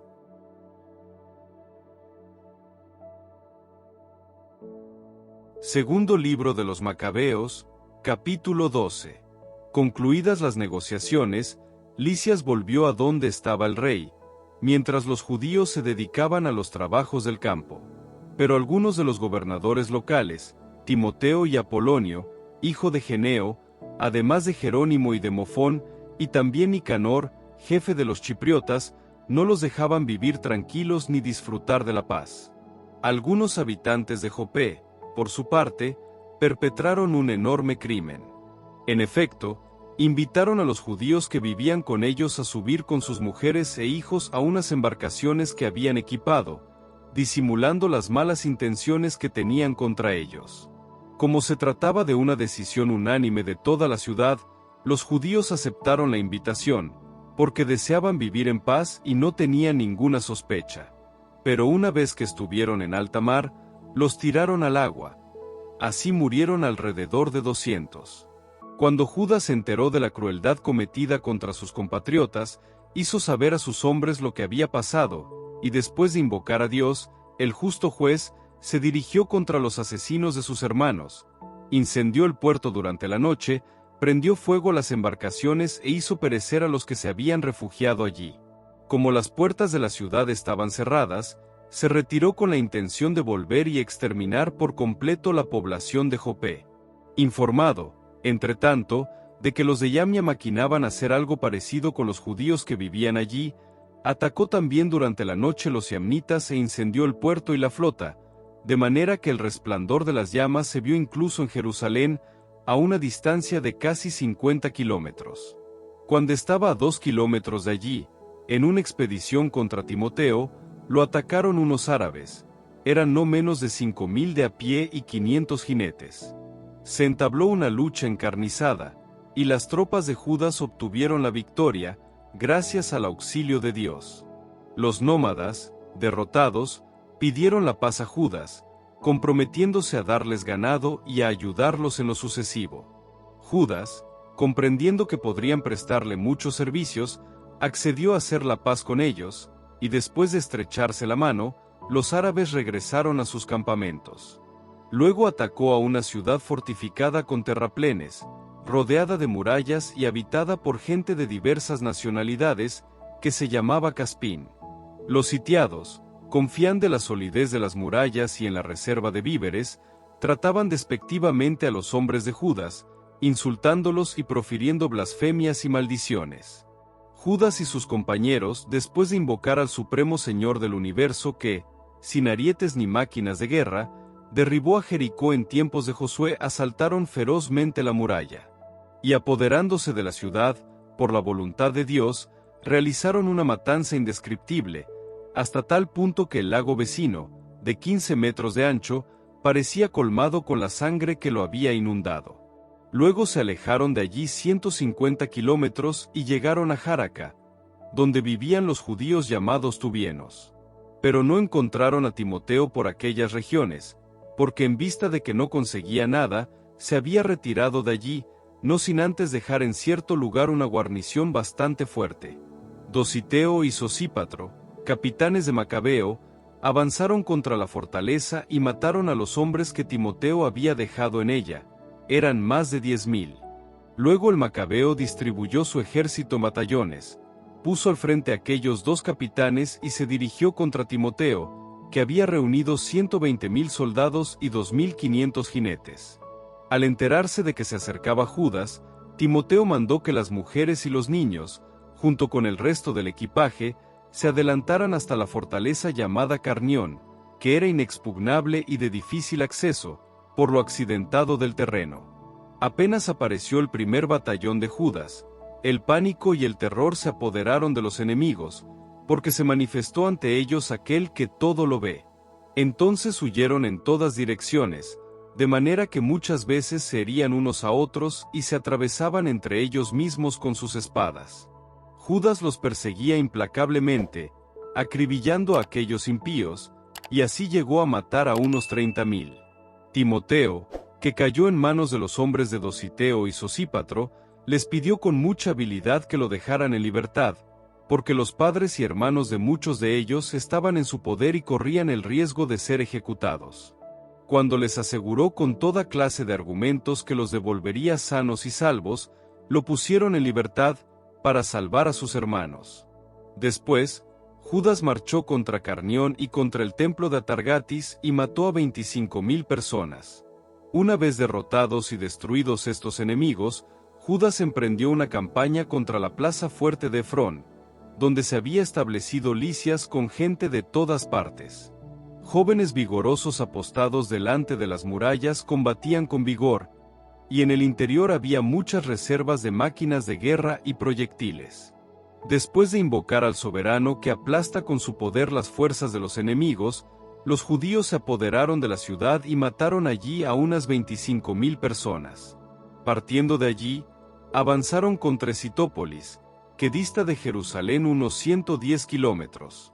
Pero los judíos que vivían allí les atestiguaron que los habitantes de la ciudad los habían tratado con benevolencia y les habían brindado una buena acogida en momentos de adversidad. Entonces Judas y sus compañeros les dieron las gracias y los exhortaron a seguir siendo deferentes con sus compatriotas. Luego regresaron a Jerusalén, porque se acercaba la fiesta de las semanas. Pasada la fiesta llamada de Pentecostés, se dirigieron contra Gorgias, gobernador de Idumea. Este salió a atacarlos con 3.000 soldados y 400 jinetes, y cayeron en el combate algunos judíos. Un tal Dositeo, valeroso jinete de las tropas de Basenor, se apoderó de Gorgias, y tirándole de la capa, lo arrastraba con fuerza a fin de capturar vivo a aquel infame. Pero un jinete tracio se abalanzó sobre Dositeo y lo hirió por la espalda, y así Gorgias pudo huir hacia Marisa. Como los hombres de Esdrín estaban extenuados por haber combatido durante mucho tiempo, Judas rogó al Señor que se manifestara como su aliado y su guía en el combate. Y entonando la lengua de sus padres un himno de guerra, cayó sorpresivamente sobre los hombres de Gorgias y los derrotó. Luego Judas reunió al ejército y se dirigió hacia la ciudad de Odolam. Como estaba ya próximo el 7º día de la semana, se purificaron con los ritos de costumbre y celebraron el sábado en aquel lugar. Los hombres de Judas fueron al día siguiente, dado que el tiempo urgía, a recoger los cadáveres de los caídos para sepultarlos con sus parientes, en los sepulcros familiares. Entonces encontraron debajo de las túnicas de cada uno de los muertos objetos consagrados a los ídolos de Yamnia, que la ley prohíbe tener a los judíos. Así se puso en evidencia para todos que esa era la causa por la que habían caído. Todos bendijeron el proceder del Señor, el justo juez, que pone de manifiesto las cosas ocultas, e hicieron rogativas pidiendo que el pecado cometido quedara completamente borrado. El noble Judas exhortó a la multitud a que se abstuvieran del pecado, ya que ellos habían visto con sus propios ojos lo que había sucedido a los caídos en el combate a causa de su pecado. Y después de haber recolectado entre sus hombres unas 2.000 dracmas, las envió a Jerusalén para que se ofreciera un sacrificio por el pecado. Él realizó este hermoso y noble gesto con el pensamiento puesto a la resurrección, porque si no hubiera esperado que los caídos en la batalla iban a resucitar, habría sido inútil y superfluo orar por los difuntos. Además, él tenía presente la magnífica recompensa que está reservada a los que mueren piadosamente, y este es un pensamiento santo y piadoso. Por eso, mandó ofrecer el sacrificio de expiación por los muertos, para que fueran librados de sus pecados.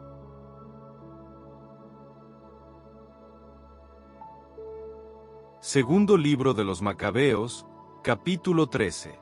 El año 149, los hombres de Judá se enteraron de que Antíoco Eupator avanzaba contra Judea con un ejército numeroso, y que con él venía Lisias, su tutor y encargado de los asuntos de Estado. Ambos conducían un ejército griego de 110.000 soldados, 5.300 jinetes, 22 elefantes y 300 carros armados de cuchillas. También se unió a ellos Menelao, el cual, con toda mala intención, trataba de ganarse a Antíoco, no para salvar a su patria, sino para ser restablecido en su cargo. Pero el rey de los reyes provocó la indignación de Antíoco contra aquel criminal, porque Lisias le hizo ver que aquel hombre era el causante de todos los males. Entonces Antíoco ordenó que lo llevaran a Berea para que lo mataran según las costumbres del lugar. Allí hay una torre de 25 metros, llena de ceniza, provista de una máquina giratoria inclinada por todas partes hacia la ceniza. Es costumbre arrojar en ese lugar a los reos de robo sacrílego o de algún otro crimen enorme, a fin de hacerlos morir. Con este suplicio murió el impío Menelao, sin ser ni siquiera sepultado en la tierra. Esto le sucedió con toda justicia. En efecto, aquel que había perpetrado tantos crímenes contra el altar, cuyo fuego y ceniza son sagrados, encontró él mismo la muerte en la ceniza. El rey avanzaba, animado de brutales sentimientos, dispuesto a tratar a los judíos con más crueldad que su mismo padre.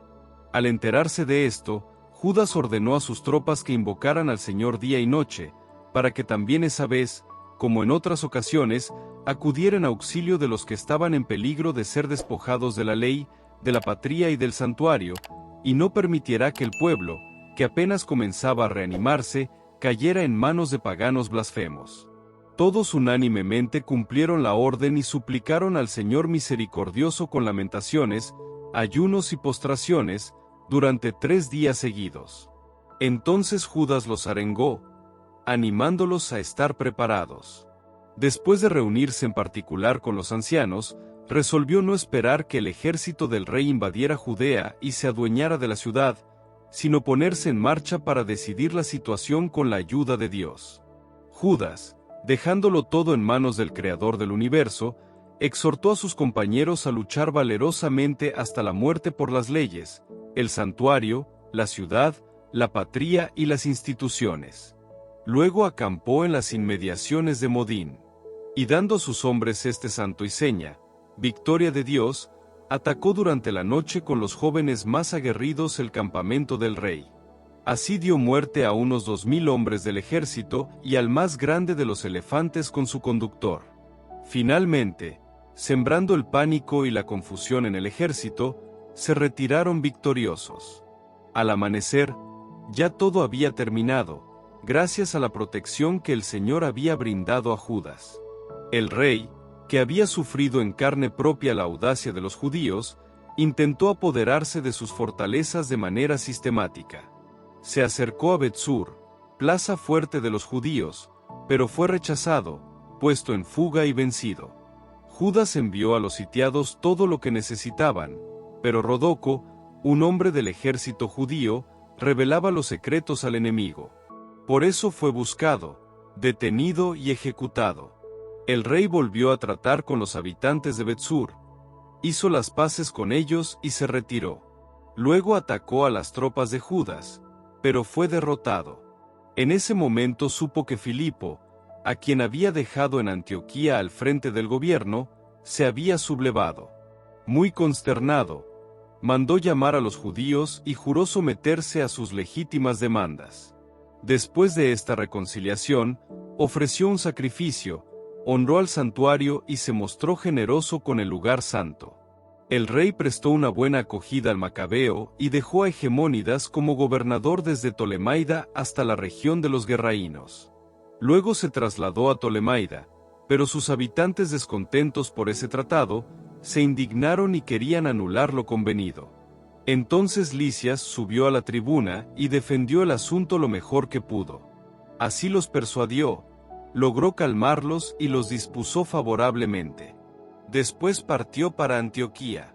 Esto es lo que sucedió con la expedición y la retirada del rey.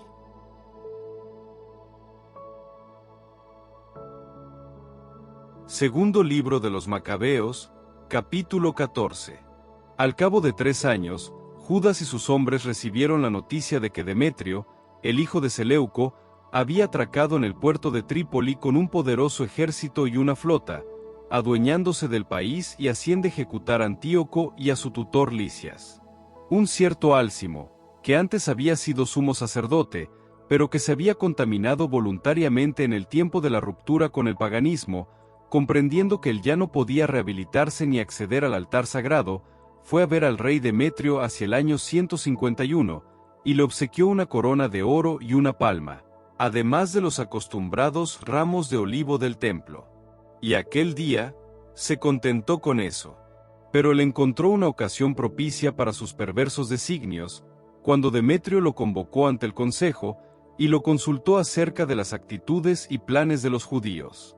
Álcimo respondió: los judíos llamados asideos, capitaneados por Judas Macabeo, fomentan la guerra y las sediciones, y no dejan que el reino viva en paz. Debido a eso, aunque he sido despojado de la dignidad heredada de mis antepasados, me refiero al sumo sacerdocio, he venido aquí, en primer lugar, sinceramente preocupado por los intereses del rey, y en segundo lugar, por consideración hacia mis compatriotas.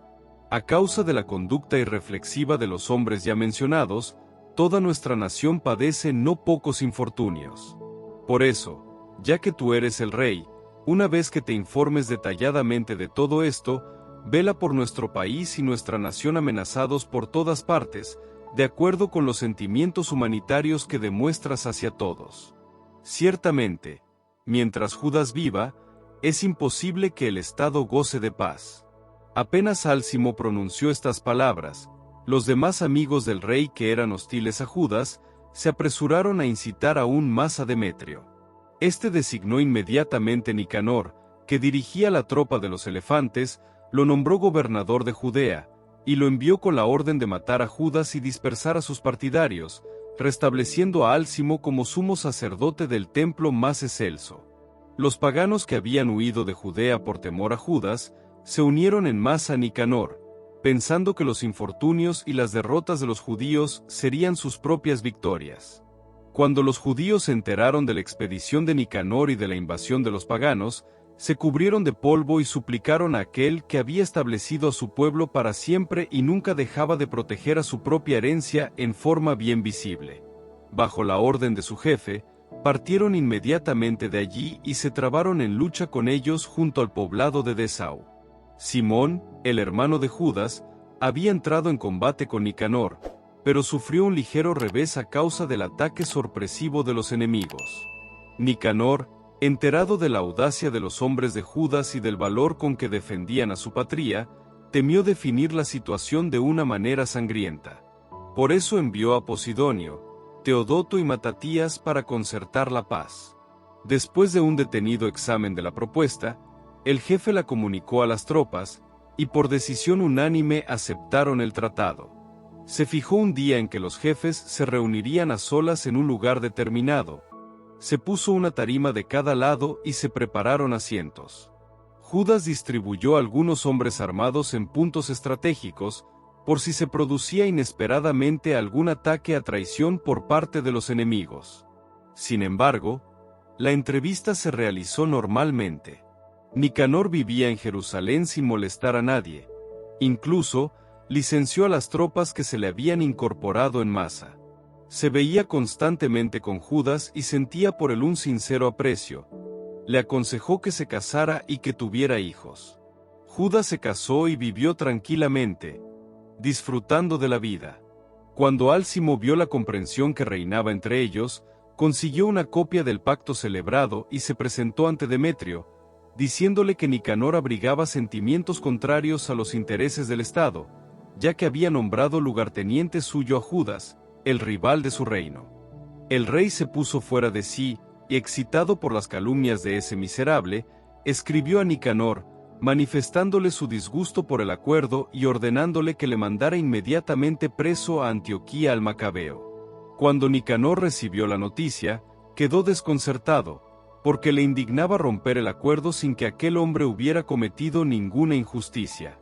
Pero como no era posible oponerse al rey, buscaba la ocasión favorable para cumplir la orden valiéndose de alguna estratagema. El Macabeo, por su parte, viendo que Nicanor lo trataba más secamente y que le demostraba una gran frialdad en sus relaciones habituales, pensó que esa actitud no presagiaba nada bueno. Entonces reunió a un buen número de sus compañeros y se ocultó de Nicanor. Cuando éste advirtió que Judas se había burlado de él tan hábilmente, se presentó en el augusto y santo templo, mientras los sacerdotes ofrecían los sacrificios rituales y les exigió que le entregaran a aquel hombre. Como ellos juraron que no sabían dónde se encontraba el hombre que buscaba, él, extendiendo la mano derecha hacia el santuario, pronunció este juramento: si no me entregan prisionero a Judas, arrasaré este recinto consagrado a Dios, derribaré el altar y levantaré aquí mismo un espléndido templo a Dionisos. Dicho esto, se fue. Los sacerdotes, con las manos extendidas hacia el cielo, invocaron a aquel que había combatido incesantemente en favor de nuestra nación, diciendo: tú, Señor de todas las cosas, que no necesitas de nada, has querido que el santuario donde tú habitas estuviera en medio de nosotros. Por eso ahora, Señor Santo, lleno de toda santidad, preserva para siempre de toda profanación esta casa recién purificada. Un tal Rasís, uno de los ancianos de Jerusalén, buen patriota, sumamente estimado y llamado por su bondad padre de los judíos, fue denunciado a Nicanor. Él, en los primeros tiempos de la ruptura con el paganismo, había abrazado la causa del judaísmo, entregándose a ella en cuerpo y alma, con una gran entereza. Nicanor, queriendo poner en evidencia la hostilidad que profesaba contra los judíos, envió más de 500 soldados para detenerlo, porque le parecía que, tomándolo prisionero, ocasionaba un gran perjuicio a los judíos. Cuando las tropas estaban a punto de ocupar la torre, forzando la puerta de entrada y dando órdenes de traer fuego e incendiar las puertas, Rasís, acorralado por todas partes, se arrojó sobre su espada. Él prefirió morir noblemente, antes que caer en manos de aquellos desalmados y soportar ultrajes indignos de su nobleza. Pero, por lo precipitado del ataque, no acertó el golpe, y como las tropas ya se abrían paso a través de las puertas, subió valerosamente a lo alto del muro y se arrojó con intrepidez sobre la multitud. Esta retrocedió a una cierta distancia, y él cayó en medio del espacio vacío. Estando aún con vida, lleno de ardor, se incorporó sangrando copiosamente, y a pesar de sus graves heridas, pasó corriendo por entre las tropas y se paró sobre una roca escarpada. Cuando ya estaba completamente exangüe, se arrancó las entrañas, y tomándolas con ambas manos, las arrojó contra aquella gente. Así, invocando al Señor de la vida y del Espíritu para que un día se las devolviera, murió aquel hombre.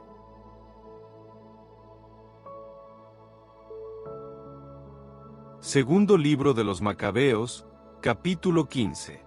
Cuando Nicanor supo que los hombres de Judas se hallaban en las regiones de Samaria, resolvió atacarlos sin ningún riesgo el día de descanso.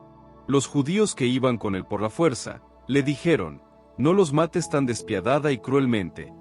Respeta más bien el día que ha sido santificado especialmente por aquel que todo lo ve.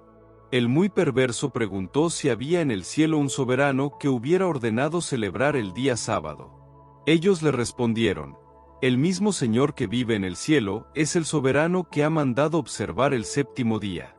Él replicó: también yo soy soberano en la tierra y ordeno empuñar las armas para servir al rey. Sin embargo, no llegó a realizar su funesto designio. Nicanor, ensoberbecido sobremanera, había decidido levantar un monumento público, con los trofeos ganados a los hombres de Judas. Por el contrario, el macabeo mantenía una confianza inalterable, esperando recibir la ayuda del Señor. Él exhortaba a sus compañeros a no temer el ataque de los paganos, y a contar con la victoria que también esta vez les vendría de la mano del Todopoderoso, recordando los auxilios que antes habían recibido del cielo.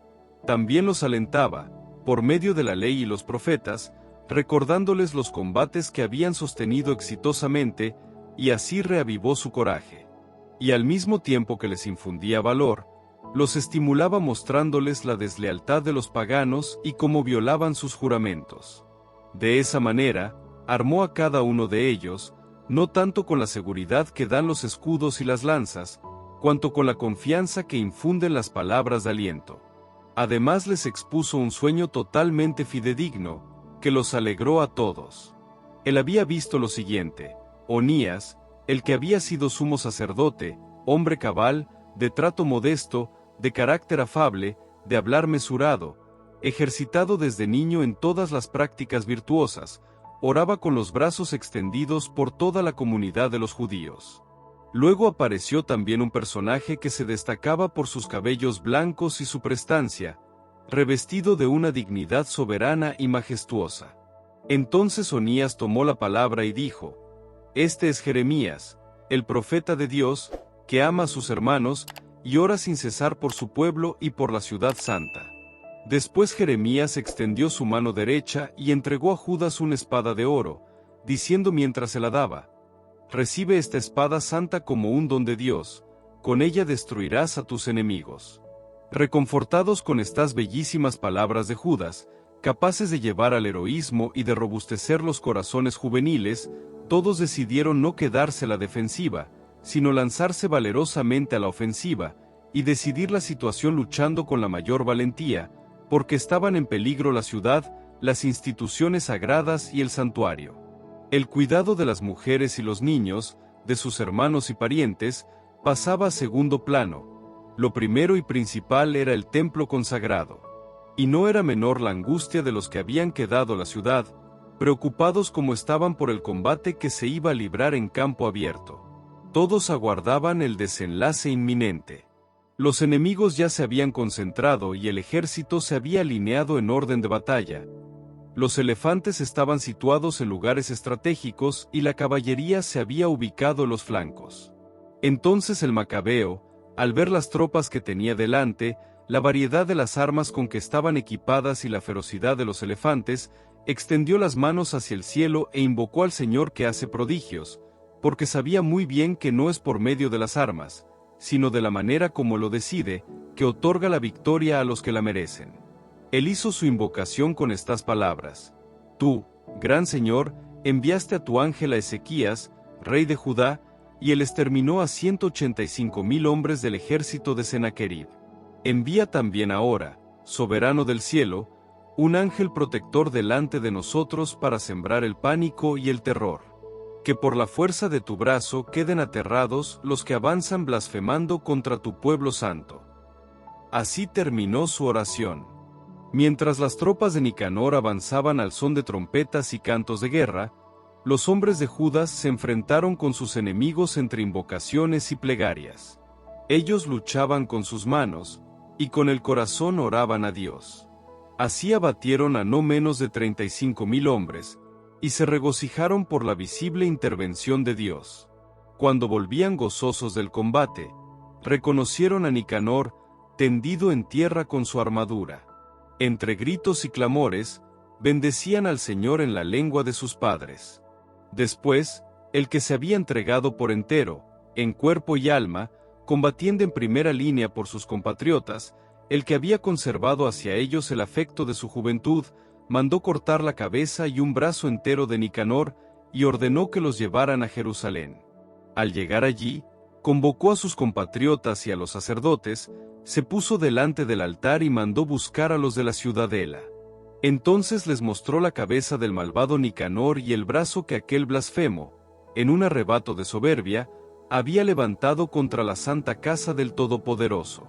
Luego mandó que la lengua del impío Nicanor fuera cortada a pedazos y arrojada a los pájaros, y que su brazo fuera colgado frente al santuario, como pago de su insensatez. Todos elevaron sus bendiciones hacia el cielo, en honor del Señor que se les había manifestado, exclamando: Bendito sea el que ha conservado sin mancha su lugar santo. Judas mandó colgar de la ciudadela la cabeza de Nicanor, como un signo manifiesto y visible a todos de la protección del Señor. Todos decretaron de común acuerdo que aquel día no se dejara de conmemorar, sino que fuera celebrado el día 13 del 12º mes, llamado Adar en arameo, víspera del día llamado de Mardoqueo. Estos son los sucesos referentes a Nicanor. Como a partir de entonces la ciudad quedó en poder de los hebreos, aquí mismo terminaré mi relato. Si este ha sido bueno y bien logrado, no es otra cosa lo que yo pretendía. Si, por el contrario, es imperfecto y mediocre, lo cierto es que hice todo lo que pude.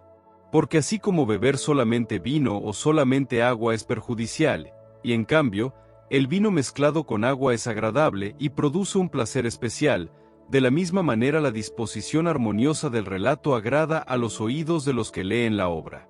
Y con esto, llegamos al fin.